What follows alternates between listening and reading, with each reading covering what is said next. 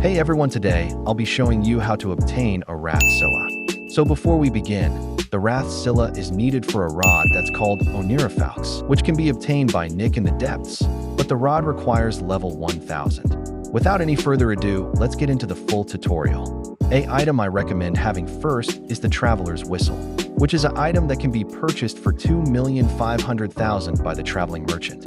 So how it works is that you use it to teleport to anywhere in the Mariana's Vale. As long as you have the entire bestiary of the location, you can teleport to it for a fee. Also, I recommend having a supply of cosmic and exalted relics. The rod that gives the Wrath mutation is called Rod of the Zenith. It costs 10 million in the Abyssal Zenith. My personal opinion, it isn't worth it for anything else than catching the Wrath Scylla. The enchants I recommend for Wrath Scylla are Controlled and Herculean for Control Bar, and for extra help, Cryogenic and Overclocked. The Scylla can be spawned at the start of the celestial cycle, which are day and night.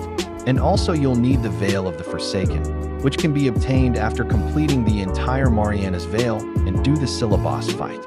You can speed up the spawning process for the Scylla since it only has a 5% chance to spawn at the start of every celestial cycle, which you can start every new one with sundial totems. The Rod of the Zenith has a 70% chance to give the Wrath mutation, so it's not a guaranteed catch every time. The bait recommended are any bait that gives 40+ resilience, or you'll have to lock in extremely hard since the Scylla has 1 resilience on its own, which for a fish is high.